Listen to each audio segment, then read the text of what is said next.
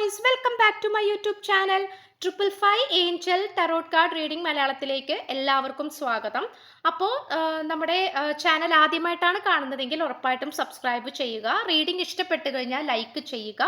Spiritual journey ഇഷ്ടപ്പെടുന്ന ആൾക്കാരിലേക്ക് just ഒന്ന് ഷെയർ ചെയ്ത് കൊടുക്കുക. നിങ്ങളുടെ അഭിപ്രായങ്ങൾ പോസിറ്റീവായിട്ട് കമൻറ്റ് ബോക്സിൽ പറയുക. ഹൈപ്പ് എന്ന് പറയുന്ന ഓപ്ഷൻ പുതിയതായിട്ട് നമ്മുടെ കമൻറ്റ് ബോക്സിൽ വന്നിട്ടുണ്ട്. അതിൽ ക്ലിക്ക് ചെയ്തിട്ട് നമ്മുടെ ചാനൽ ഒന്ന് സപ്പോർട്ട് ചെയ്യുക. ഓക്കെ, അപ്പം നമുക്ക് അതുപോലെ പേഴ്സണൽ റീഡിംഗ് താല്പര്യമുള്ളവർക്ക് എൻ്റെ വാട്സപ്പ് നമ്പർ ഞാൻ ഡിസ്ക്രിപ്ഷനിൽ കൊടുത്തിട്ടുണ്ട്. വാട്സപ്പിൽ മെസ്സേജ് ചെയ്ത് കഴിഞ്ഞാൽ പേഴ്സണൽ റീഡിങ്ങിൻ്റെ ഡീറ്റെയിൽസും കാര്യങ്ങളൊക്കെ അവിടെ പറയുന്നതായിരിക്കും. അപ്പോൾ നമുക്ക് ഇന്നത്തെ ടോപ്പിക്കിലേക്ക് പോകാം. ഇന്നത്തെ ടോപ്പിക്ക് വളരെയധികം പ്രധാനപ്പെട്ടതാണ്. നമ്മൾ ഇടയ്ക്കിടയ്ക്ക് എനർജി അപ്ഡേഷൻസ് ചെയ്യുന്നതും ആണ്. ഓക്കെ, അപ്പോൾ നമുക്ക് ഇന്നത്തെ ടോപ്പിക്കിലേക്ക് പോകാം. ഈ വ്യക്തി ആരുടെ സ്നേഹത്തിന് പ്രാധാന്യം നൽകാനാണ് ആഗ്രഹിക്കുന്നത്? നിങ്ങൾക്കോ അതോ തേർഡ് പാർട്ടിക്കോ?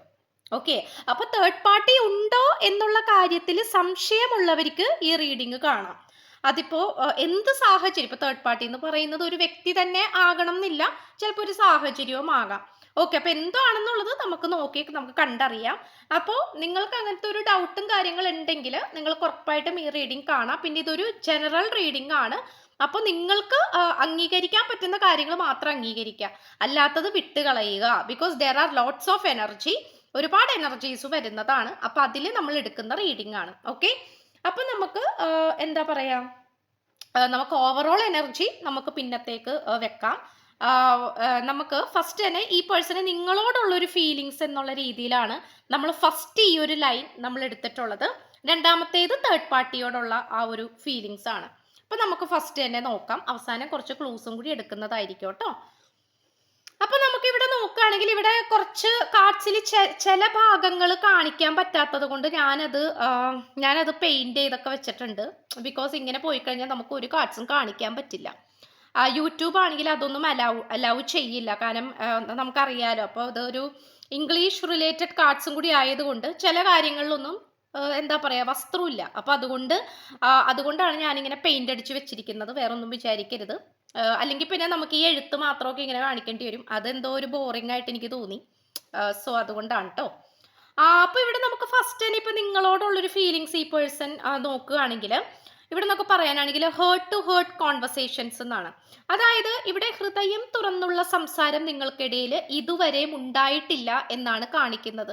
ഒരുപക്ഷെ നിങ്ങൾ രണ്ടുപേരും പണ്ട് വളരെയധികം കണക്ഷനിലായിരുന്നായിരിക്കാം. പണ്ട് നിങ്ങൾ രണ്ടുപേരും വളരെയധികം കണക്ഷൻ അല്ലെങ്കിൽ വളരെയധികം ബന്ധത്തിൽ പോയിക്കൊണ്ടിരിക്കുന്ന ആൾക്കാരായിരിക്കാം.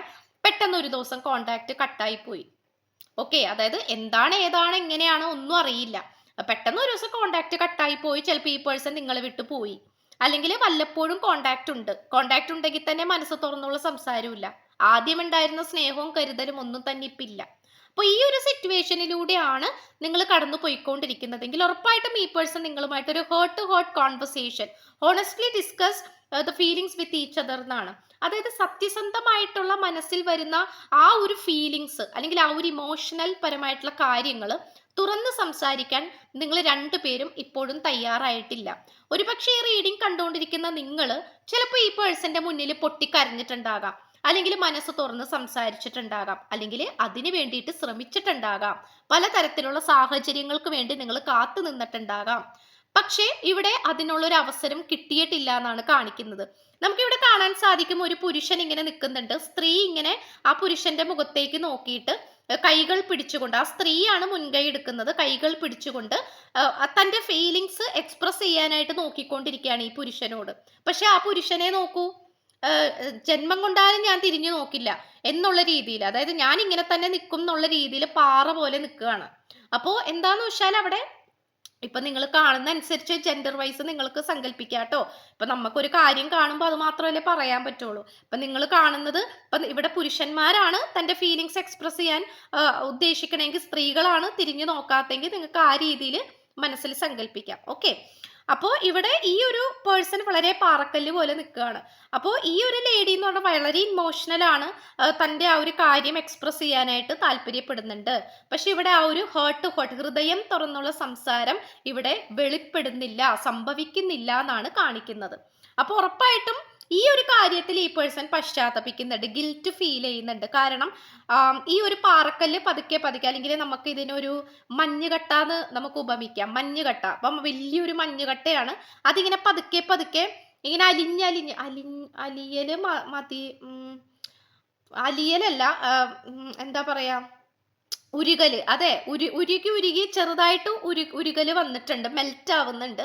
അപ്പോൾ അത് നമുക്കിവിടെ കാണാനായിട്ട് സാധിക്കുന്നുണ്ട്. ഓക്കെ, അതായത് ഈ പേഴ്സണ് ആ ഒരു ഗിൽറ്റ് നന്നായിട്ട് ഫീൽ ചെയ്യുന്നുണ്ട്, ആ ഒരു കുറ്റബോധം ഫീൽ ചെയ്യുന്നുണ്ട്. നിങ്ങൾ അത്രയും ചിലപ്പോൾ ഈ പേഴ്സണ് മുന്നിൽ റിക്വസ്റ്റ് ചെയ്തിട്ട് കരഞ്ഞിട്ടുണ്ടാകാം, അല്ലെങ്കിൽ മറ്റുള്ളവർ വഴി നിങ്ങളുടെ ഫീലിങ്സ് ഈ പേഴ്സണിലേക്ക് എത്തിച്ചിട്ടുണ്ടാകാം. പക്ഷെ അപ്പോഴൊക്കെ പാറക്കല്ല് പോലെ, അല്ലെങ്കിൽ നമ്മൾ മഞ്ഞുകട്ട പോലെ നിന്നു. പക്ഷെ ഇപ്പോൾ അത് പതുക്കെ പതുക്കെ ഉരുകി ഉരുകി വരുന്ന ഒരു സിറ്റുവേഷൻ ആയിട്ട് കാണിക്കുന്നുണ്ട്. കാരണം ഈ പേഴ്സൺ വിശ്വസിക്കുന്നത് മനസ്സ് തുറന്ന് സംസാരിച്ചിരുന്നെങ്കിൽ ഇവിടെ ഒരുപാട് കാര്യങ്ങൾ സോൾവ് ആയി പോയാനേ, ഒരുപാട് പ്രശ്നങ്ങൾ സോൾവ് ആയി പോയാനേ എന്ന് ഈ പേഴ്സൺ മനസ്സിൽ വിചാരിക്കുന്നുണ്ട് നിങ്ങളെ കുറിച്ച് ചിന്തിക്കുമ്പോൾ.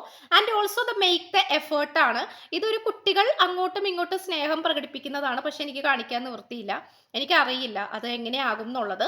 മേക്ക് ദ എഫേർട്ട് ആണ്. അതായത് ഈ കാർഡിന്റെ ഒരു ഫസ്റ്റ് ഒരു ഇതാണ്, ഒരു ഹെഡിങ് ആണ്, മേക്ക് ദ എഫേർട്ട് ആണ്.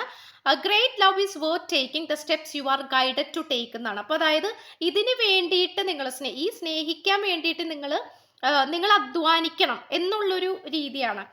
അതായത് കഷ്ടപ്പെടണം, ഇതിന് വേണ്ടിയിട്ട് കുറച്ചും കൂടി വർക്ക് ചെയ്യണമായിരുന്നു എന്നുള്ളൊരു തിരിച്ചറിവിലേക്ക് ഈ പേഴ്സൺ വന്നുകൊണ്ടിരിക്കുന്നുണ്ട്. കാരണം ഇവിടെ ഏറ്റവും കൂടുതൽ എഫേർട്ട് ഇട്ടിരിക്കുന്നത് നിങ്ങൾ മാത്രമാണ്, നിങ്ങളുടെ ഫീലിങ്സ് ആണ്, അല്ലെങ്കിൽ നിങ്ങളുടെ എല്ലാമാണ് ഇവിടെ എക്സ്പ്രസ്ഡ് ആയിട്ടുള്ളത്. ഈ പേഴ്സൻ്റെതായിട്ട് ഒന്നും ഇവിടെ കോൺട്രിബ്യൂട്ട് ചെയ്യാനായിട്ട് പറ്റിയിട്ടില്ല. അത് ഒരുപക്ഷെ ചിലപ്പോൾ സ്വന്തമായിട്ട് ബോധം തെളിയാത്തത് കൊണ്ടാകാം, അല്ലെങ്കിൽ മറ്റാരും പറഞ്ഞു കൊടുക്കാത്തത് കൊണ്ടാകാം, അല്ലെങ്കിൽ മനസ്സിലാകാത്തത് കൊണ്ടാകാം, അല്ലെങ്കിൽ സ്വന്തം വേണ്ട എന്ന് വെച്ചിട്ടാകാം. ഓക്കെ, അപ്പോൾ ഈ ഒരു സിറ്റുവേഷൻ കാണിക്കുന്നുണ്ട്. അപ്പോൾ നിങ്ങൾക്കിടയിൽ ഉണ്ടാവേണ്ടത് വളരെ പരിശുദ്ധമായിട്ടുള്ള, അങ്ങേയറ്റം ആത്മാർത്ഥമായിട്ടുള്ള ഒരു പ്രണയം തന്നെയാണ്. പക്ഷേ അത് അത്രയും അങ്ങോട്ട് കൊടുക്കാനും വാങ്ങാനും സാധിച്ചില്ല. ഇവിടെ ഒരാൾ മാത്രമാണ് എഫേർട്ട് ഇട്ടത്. പക്ഷെ ഈ പേഴ്സന്റെ ഭാഗത്തു നിന്നും അങ്ങനത്തെ ഒരു മെന്റാലിറ്റി അല്ലെങ്കിൽ അങ്ങനത്തെ ഒരു ആക്ഷൻ ഉണ്ടായിരുന്നില്ല എന്നാണ് കാണിക്കുന്നത്. ഓക്കെ, അപ്പൊ അത് നമുക്കിവിടെ ക്ലിയർ ആയിട്ട് കാണാനായിട്ട് സാധിക്കുന്നുണ്ട്. നെക്സ്റ്റ് എനർജി നോക്കുകയാണെങ്കിൽ കീപ് ആൻ ഓപ്പൺ മൈൻഡ് എന്നാണ്. അതായത് your soulmate may differ from your usual type and expectation. ഇത് ഈ പേഴ്സണ് വന്നിരിക്കുന്ന ഒരു ബോധോദയമാണ്. കാരണം ഈ പേഴ്സൺ ഒരു നിർബന്ധ ബുദ്ധിയുള്ളൊരു വ്യക്തിയാണ്. ഈ വ്യക്തി ഒരു കർക്കശക്കാരനാണെങ്കിൽ നിങ്ങളും അതുപോലെ തന്നെ കർക്കശക്കാരിയായിരിക്കണം. ഈ പേഴ്സൺ വളരെയധികം സ്ട്രിക്റ്റ് ആണെങ്കിൽ നിങ്ങളും സ്ട്രിക്റ്റ് ആയിരിക്കണം. ഈ പേഴ്സൺ ചിരിക്കാത്ത ആളാണെങ്കിൽ നിങ്ങളും ചിരിക്കരുത്. അങ്ങനത്തെ ഒരു, അതായത് ഞാൻ എന്താണോ അതുപോലെ തന്നെ ആയിരിക്കണം എന്നെ സ്നേഹിക്കുന്ന വ്യക്തി, അല്ലെങ്കിൽ ഞാനായിട്ട് ഇടപഴകുന്ന ആൾക്കാരും എൻ്റെ പോലെ തന്നെ ആയിരിക്കണം എന്നുള്ളൊരു നിർബന്ധ ബുദ്ധി. അതൊരു ബാലിശമായിട്ടുള്ള, അല്ലെങ്കിൽ ഒരു വിവരക്കുറവിൻ്റെ ഒരു ബുദ്ധിയാണത്. അപ്പോൾ ആ ഒരു വാശി അത് ഈ പേഴ്സൺ ഉണ്ടായിരുന്നു എന്നുള്ളത് കാണിക്കുന്നുണ്ട്. ആക്ച്വലി നിങ്ങൾ രണ്ടുപേരും വളരെ മനോഹരമായിട്ടുള്ള സോൾമേറ്റ്സ് ആണ്. നിങ്ങൾക്ക് രണ്ടു പേർക്കും വളരെ മനോഹരമായിട്ടുള്ള ഒരു കണക്ഷൻ ഉണ്ടാക്കിയെടുക്കാൻ നിങ്ങൾക്കിടയിൽ തന്നെ പറ്റും, മറ്റാരുടെയും സാന്നിധ്യമില്ലാതെ, സഹായമില്ലാതെ. അപ്പോൾ ഈ പേഴ്സൺ ഇപ്പോൾ തിരിച്ചറിയുന്ന ഒരു കാര്യം എന്ന് വെച്ച് കഴിഞ്ഞാൽ ഓരോരുത്തരും മറ്റുള്ളവരിൽ നിന്നും വ്യത്യസ്തരാണ്. ഒരു വ്യക്തി ഇൻട്രോവേർട്ട് ആണെങ്കിൽ മറ്റൊരാൾ എക്സ്ട്രോവേർട്ട് ആയിരിക്കും, ചില ആൾക്കാർ ആംബിവേർട്ട് ആയിരിക്കും, ചില ആൾക്കാർ വളരെ തുറന്ന പുസ്തകമായിരിക്കും, ചില ആൾക്കാർ ഫുൾ ടൈം അടച്ചു വെക്കാനായിരിക്കും താല്പര്യപ്പെടുന്നത്. അപ്പോൾ എന്താന്ന് വെച്ചാൽ ഇവിടെ ഈ പേഴ്സൺ അത് മനസ്സിലാക്കുന്നുണ്ട്. ഓരോ വ്യക്തികളും മറ്റൊരു വ്യക്തിയുമായിട്ട് വ്യത്യസ്തരാണ്, ഓരോരുത്തരും ഡിഫറെൻ്റ് ആയിട്ടുള്ള ആൾക്കാരാണ്. അപ്പോൾ അവർക്ക് അവരുടേതായിട്ടുള്ള വാല്യൂ കൊടുക്കണം, അല്ലെങ്കിൽ അവർക്ക് അവരുടേതായിട്ടുള്ള മൂല്യമുണ്ട് എന്ന് വിശ്വസിച്ച് വരുന്ന, അല്ലെങ്കിൽ ആ ഒരു തിരിച്ചറിവിലേക്ക് വരുന്ന ഒരു സിറ്റുവേഷൻ ആയിട്ടാണ് കാണിക്കുന്നത്. ഓക്കെ, അതായത് ഇവിടെ ചിലപ്പോൾ ഈ പേഴ്സൺ പല കാര്യവും നിങ്ങൾക്ക് മുന്നിൽ വെളിപ്പെടുത്താനായിട്ട്, അല്ലെങ്കിൽ നിങ്ങളോട് തുറന്നു പറയാനായിട്ട് താല്പര്യമില്ലായിരിക്കാം, ബുദ്ധിമുട്ടുണ്ടാകാം. പക്ഷേ ഇപ്പോൾ ഈ വ്യക്തി ചിന്തിക്കുന്നതെന്ന് വെച്ച് കഴിഞ്ഞാൽ എല്ലാ കാര്യവും തുറന്നു പറയണം. എല്ലാ കാര്യം എന്ന് വെച്ചാൽ ഈ എക്സ്പെഷ്യലി ഈ ഒരു റിലേഷൻഷിപ്പായിട്ട് റിലേറ്റ് ചെയ്തിട്ടുള്ള കാര്യങ്ങൾ തുറന്നു പറയണമെന്നുള്ള ഒരു തിരിച്ചറിവിലേക്കാണ് ഈ പേഴ്സൺ വരുന്നത്. ചിലപ്പോൾ നിങ്ങൾ ഒരുപാട് മനസ്സ് തുറന്ന് സംസാരിക്കുന്ന ആൾക്കാരായിരിക്കാം, പക്ഷെ ഈ പേഴ്സൺ എന്തുകൊണ്ടോ ആ ഒരു തുറന്നു പറച്ചിലിൽ ഇഷ്ടപ്പെടാത്തൊരു വ്യക്തിയായിരുന്നു. പക്ഷെ ഇപ്പോൾ തുറന്ന് സംസാരിക്കണം എന്നുള്ളൊരു തീരുമാനത്തിലേക്കാണ് ഈ പേഴ്സൺ ഇപ്പോൾ വന്നുകൊണ്ടിരിക്കുന്നത്. ഓക്കെ, അതുമാത്രമല്ല ഓരോരുത്തരും മറ്റുള്ളവരിൽ നിന്നും വ്യത്യസ്തരാണെന്നും നിങ്ങൾ നിങ്ങളായിട്ടിരിക്കാനും ഈ പേഴ്സൺ ആയിട്ടിരിക്കാനുമാണ് ഇപ്പോൾ ഈ പേഴ്സൺ ആഗ്രഹിക്കുന്നത്. ഓക്കെ, അതുപോലെ തന്നെ ഹണിമൂൺ ആണ്. Enjoy the bliss of holiday time together ആണ്. ഇപ്പോൾ ഈ പേഴ്സണ് നിങ്ങളുടെ അടുത്തേക്ക് വരാൻ പറ്റുന്ന ഒരു സാഹചര്യമാണെങ്കിൽ, അല്ലെങ്കിൽ ഇപ്പോൾ നിങ്ങളുമായിട്ട് സംസാരിക്കാനോ സംതിങ് ലൈക്ക് ദാറ്റ് ഒരു മീറ്റപ്പ് ചെയ്യാനായിട്ട് പറ്റുന്ന ഒരു സാഹചര്യം ഈ വ്യക്തിക്ക് വന്നുകൊണ്ടിരിക്കുകയാണെങ്കിൽ ഉറപ്പായിട്ടും നിങ്ങളായിട്ട് ഇന്ററാക്ട് ചെയ്യാനായിട്ട് ഈ പേഴ്സൺ താല്പര്യപ്പെടുന്നുണ്ട്. ഓക്കെ, ഉറപ്പായിട്ടും ഇന്ററാക്ട് ചെയ്യാൻ താല്പര്യപ്പെടുന്നുണ്ട്. ഇപ്പോൾ ഈ പേഴ്സൺ ദൂരെ ആയിരിക്കാം, ഹോളിഡേ ടൈം ആയിരിക്കാം, അല്ലെങ്കിൽ അവധി കിട്ടുമ്പോൾ നിങ്ങളുടെ അടുത്തേക്ക് വരണം എന്നായിരിക്കാം. നിങ്ങൾ ലവേഴ്സ് ആണെങ്കിൽ ഒരുമിച്ച് മീറ്റപ്പ് ചെയ്യണം എന്നും, ഹസ്ബൻഡ് ആൻഡ് വൈഫ് ആണെങ്കിൽ ഒരുമിച്ച് ജീവിക്കണമെന്നും ഒക്കെ ഇവർ ആഗ്രഹിക്കുന്നുണ്ട്. ഏത് ടൈപ്പ് ഓഫ് റിലേഷൻഷിപ്പ് ആണെങ്കിലും. ഓക്കെ, അങ്ങനത്തെ ഒരു സിറ്റുവേഷൻ നമുക്ക് കാണാനായിട്ട് കഴിയുന്നു. ഇനി തേർഡ് പാർട്ടിയോടുള്ള, അല്ലെങ്കിൽ തേർഡ് പാർട്ടി എന്ന് പറയുന്ന ഒരു വ്യക്തി ഉണ്ടോ, എന്താണ് അതെന്നുള്ളത് നമുക്ക് നോക്കാം. തേർഡ് പാർട്ടിയോടുള്ള ഫീലിങ്സ് ആണ്. യെസ്, നമുക്കിവിടെ കാണാൻ സാധിക്കുന്നത് ഇത് ഒന്നില്ലെങ്കിൽ ഈ പേഴ്സന്റെ എക്സ് ബാക്ക് സിറ്റുവേഷൻ ആണ്, അല്ലെങ്കിൽ നിങ്ങളായിട്ട് തെറ്റിപ്പിരിഞ്ഞപ്പോൾ, അതായത് നിങ്ങളായിട്ട് സ്നേഹത്തിലായിരുന്നു, അതിനുശേഷം തെറ്റിപ്പിരിഞ്ഞു. അപ്പൊ തെറ്റിപ്പിരിഞ്ഞു പോയി കഴിഞ്ഞപ്പോൾ നിങ്ങൾക്കിടയിൽ വന്നിട്ടുള്ള, അതായത് നിങ്ങൾക്കും ഈ പേഴ്സണും ഇടയിൽ വന്നിട്ടുള്ള ഒരു തേർഡ് പേഴ്സൺ തന്നെയാണ്. അത് ഈ പേഴ്സന്റെ ബെസ്റ്റി ആയിരിക്കാം, അടുത്തുള്ള സുഹൃത്തായിരിക്കാം, അല്ലെങ്കിൽ പുതിയതായിട്ട് വന്ന ഒരു പേഴ്സണും ആയിരിക്കാം. അത് നിങ്ങളെ സംബന്ധിച്ചിടത്തോളം നിങ്ങളുടെ ശത്രു തന്നെയാണ്. സോ ഇവിടെ എന്താന്ന് വെച്ചാൽ ഇപ്പൊ നിങ്ങൾ ലവേഴ്സ് ആണെങ്കിൽ ഈ പേഴ്സന്റെ എക്സ് ബാക്ക് ആയിരിക്കാം, ex girl friend or boy friend തിരിച്ചു വന്നതാകാം. അല്ലെങ്കിൽ നിങ്ങൾ രണ്ടുപേരും സെപ്പറേറ്റഡ് ആയിട്ട് ഇരിക്കുന്ന സമയത്ത് അത് ആരോ മുതലെടുത്തു. ആ ഒരു സെപ്പറേഷൻ ടൈം ആരോ മുതലെടുത്തു. അത് നിങ്ങളുടെ പേഴ്സണെ നന്നായിട്ട് തന്നെ അത് മിസ്യൂസ് ചെയ്തു എന്നാണ് കാണിക്കുന്നത്. അപ്പൊ ഇതൊരു വ്യക്തിയായിട്ടാണ് കാണിക്കുന്നത്. ഇനി നിങ്ങളുടെ റിലേഷൻഷിപ്പിൽ തേർഡ് പാർട്ടി എന്ന് പറയുന്നത് ഒരു വ്യക്തി അല്ല എന്നാണെങ്കിൽ നിങ്ങൾ ഈ റീഡിംഗ് കാണണ്ട. ഓക്കെ, അപ്പൊ ഇവിടെ ഒരു വ്യക്തിയായിട്ട് തന്നെയാണ് കാണിക്കുന്നത്. അപ്പോൾ ചിലപ്പോൾ കൊളീഗ് ആയിരിക്കാം, ഒപ്പം വർക്ക് ചെയ്യുന്ന വ്യക്തിയായിരിക്കാം. സോ ഇവിടെ എന്ന് പറയുന്നത് ഈ പേഴ്സണ് ഈ ഒരു വ്യക്തിയോട്, തേർഡ് പാർട്ടിനോട് തോന്നിയിട്ടുള്ളത് കേവലം ഒരു അട്രാക്ഷൻ മാത്രമാണ്, അല്ലെങ്കിൽ ഒരു ഒളിത്താവളം എന്നൊക്കെ വേണമെങ്കിൽ പറയാം. ഒറ്റപ്പെട്ടു പോയപ്പോൾ, ആകെ കഷ്ടപ്പെട്ടു പോയപ്പോൾ ഒരു താങ്ങായി തണലായി ഒരു പേഴ്സൺ വന്നു. അപ്പൊ അവരുടെ ആ ഒരു പരിധിയിൽ വീണുപോയി. അത് മാത്രമാണ് നമുക്കിവിടെ കാണാൻ കഴിയുന്നത്. അപ്പൊ എന്താന്ന് വെച്ചാൽ ഇവിടെ ഇവരുടെ രണ്ടുപേരുടെയും പറയത്തക്ക രീതിയിൽ പ്രത്യേകിച്ച് ഇഷ്ടമോ സ്നേഹമോ അട്രാക്ഷനോ ഒന്നും തന്നെ നമുക്കിവിടെ കാണാനായിട്ട് സാധിക്കുന്നില്ല എന്നുള്ളതാണ് ഈ പേഴ്സന്റെ മനസ്സിലേക്ക്. കാരണം ഈ പേഴ്സന് തോന്നിക്കുകയാണ് ഈ ഒരു കണക്ഷന് പ്രത്യേകിച്ച് അർത്ഥവും കാര്യങ്ങളൊന്നുമില്ല, ചിലപ്പോൾ വേറെ എന്തൊക്കെയോ കാര്യങ്ങൾക്ക് വേണ്ടിയിട്ടായിരിക്കാം. അപ്പൊ എന്താണെങ്കിൽ പോലും ഇതിൽ പ്രത്യേകിച്ച് കാര്യമൊന്നുമില്ല, അല്ലെങ്കിൽ ഈ കണക്ഷൻ എന്ന് പറയുന്നത് എപ്പോൾ വേണമെങ്കിലും ഇല്ലാണ്ടായി പോകാനുള്ള, നിന്നു പോകാനുള്ള ഒരു കണക്ഷൻ ആണ് എന്നുള്ളൊരു തിരിച്ചറിവിലേക്കാണ് ഈ പേഴ്സൺ വന്നുകൊണ്ടിരിക്കുന്നത്. തേർഡ് പാർട്ടി ഉണ്ട് എന്ന് നിങ്ങൾക്ക് ഏതെങ്കിലും വഴി ഒരു ക്ലൂ കിട്ടിയിട്ടുണ്ടെങ്കിൽ ഉറപ്പായിട്ടും നിങ്ങൾക്ക് ഇത് റീസണേറ്റ് ആകും. ഇനി അതല്ല തേർഡ് പാർട്ടി എന്ന് പറയുന്നത് എന്തെങ്കിലും സാഹചര്യം അങ്ങനെ എന്തെങ്കിലും ആണെങ്കിൽ ഈ ഒരു റീഡിങ് ചിലപ്പോൾ നിങ്ങൾക്ക് റീസണേറ്റ് ആവില്ല. Okay, and also next energy പറയുകയാണെങ്കിൽ 4 ഓഫ് സോർട്സ് ആണ്. അതായത് ഈ ഒരു വ്യക്തി, ഈ ഒരു തേർഡ് പേഴ്സൺ, അതായത് നിങ്ങളുടെ സാന്നിധ്യം കുറഞ്ഞു വന്നപ്പോൾ, ആ ഒരു സ്ഥാനത്ത് വേറൊരു വ്യക്തി വന്നപ്പോൾ ഈ പേഴ്സന്റെ ദിനചര്യ തന്നെ നഷ്ടപ്പെട്ടു എന്നുള്ളതാണ്. ഈ പേഴ്സന്റേതായിട്ടുള്ള ഒരു താളം ഉണ്ടായിരുന്നു, ഒരു താളലയം ഉണ്ടായിരുന്നു. നമ്മുടെ ജീവിതത്തിന് ഓരോരുത്തർക്കും അതിൻ്റെതായിട്ടുള്ള ഒരു താളമുണ്ട്, രീതിയുണ്ട് അല്ലേ? അപ്പോൾ ആ രീതികളെല്ലാം നഷ്ടപ്പെട്ടു പോയി എന്നാണ് കാണിക്കുന്നത്. ഈ പേഴ്സൺ ഒരുപക്ഷെ വെൽ എഡ്യൂക്കേറ്റഡ്, നന്നായിട്ട് പഠിക്കുന്ന ഒരു പേഴ്സൺ ആകാം, അപ്പൊ പഠിത്തത്തിൽ മോശമാകുന്നു. നന്നായിട്ട് ജോലി ചെയ്യുന്ന വ്യക്തിയാകാം, ജോലിയിൽ മോശമാകുന്നു. എന്താണോ തൻ്റെ കർത്തവ്യങ്ങൾ ചെയ്തുകൊണ്ടിരിക്കുന്നത്, ഡ്യൂട്ടി ചെയ്തുകൊണ്ടിരിക്കുന്നത്, ആ കാര്യങ്ങളെല്ലാം തന്നെ മര്യാദക്ക് ചെയ്യാൻ പറ്റാണ്ടായി പോകുന്നു. അല്ലെങ്കിൽ രാത്രി ഉറക്കമില്ലാത്ത, സ്വസ്ഥതയില്ലാത്ത അവസ്ഥ, ഒരു തീരുമാനം എടുക്കാൻ പറ്റുന്നില്ല, ഒരു കൃത്യമായ ഒരു സിറ്റുവേഷനിലേക്ക് വരാൻ പറ്റുന്നില്ല, ഒരു ചിന്തകളിലേക്ക്, മനസ്സിലൊക്കെ ആകെ ഒരു കുറ്റബോധം, അല്ലെങ്കിൽ അത്രയും ഒരു പോസിറ്റീവ് അല്ലാത്ത ചിന്തകളാണ് വന്നുകൊണ്ടിരിക്കുന്നത്. അപ്പൊ അതുകൊണ്ട് തന്നെ ഈ പേഴ്സൺ ഒരു മെന്റൽ എക്സോഷനിലേക്ക് പോയിക്കൊണ്ടിരിക്കുകയാണ്. അതായത് പേടിക്കേണ്ട ആവശ്യമില്ല, മനസ്സാകെ ബ്രേക്ക് ഇട്ട ഒരവസ്ഥ. മനസ്സിന് പ്രത്യേകിച്ച് ഒന്നും അങ്ങോട്ട് ചിന്തിക്കാൻ പറ്റുന്നില്ല, എന്താണ് മനസ്സിലേക്ക് വന്നേന്നുള്ളതും മനസ്സിലാകുന്നില്ല, ഉറക്കമില്ല, അല്ലെങ്കിൽ സമാധാനമില്ല, ചിലപ്പോൾ ലീവൊക്കെ എടുത്തിരിക്കുകയായിരിക്കും, വീട്ടിൽ തന്നെ കുത്തിരിക്കുന്നുണ്ടാവും. അപ്പോൾ ഇങ്ങനത്തെ സിറ്റുവേഷൻസ് നമുക്ക് കാണാനായിട്ട് സാധിക്കുന്നുണ്ട്. അതുകൊണ്ട് ഈ പേഴ്സൺ മേ ബി മെഡിറ്റേഷനിൽ വേണ്ടിയിട്ട് ഒരുങ്ങുന്നുണ്ടാകാം, അല്ലെങ്കിൽ ഒരു സമാധാനത്തിന് വേണ്ടിയിട്ട് എല്ലാവരിൽ നിന്നും വിട്ടു നിൽക്കുന്നുണ്ടാകാം. അങ്ങനത്തെ സിറ്റുവേഷൻസ് നമുക്ക് കാണാനായിട്ട് സാധിക്കുന്നുണ്ട്. അതുപോലെ തന്നെ അൺഎക്സ്പെക്റ്റഡ് ഔട്ട്കം ആണ് ഈ പേഴ്സണ് തേർഡ് പാർട്ടിയെ കുറിച്ച് പറയാനുള്ളത്. Things didn't go the way I planned എന്നാണ്. അതായത് ഉറപ്പായിട്ടും ഈ പേഴ്സൺ മനസ്സിൽ വിചാരിച്ചതുപോലെ കാര്യങ്ങൾ നടന്നില്ല എന്നാണ് കാണിക്കുന്നത്. അതായത് മേ ബി ചിലപ്പോൾ നിങ്ങളെക്കാൾ കൂടുതൽ നല്ലതായിരിക്കും തേർഡ് പാർട്ടി എന്നായിരിക്കാം ഈ പേഴ്സൺ വിചാരിച്ചിരുന്നത്, പക്ഷെ ഈ പേഴ്സണ് തെറ്റിപ്പോയി. അല്ലെങ്കിൽ തേർഡ് പാർട്ടിയുടെ ഉദ്ദേശം മറ്റെന്തെങ്കിലും ആയിരിക്കാം. അത് ഈ പേഴ്സൺ സ്വപ്നത്തിൽ പോലും കരുതിയിട്ടുണ്ടാവില്ല.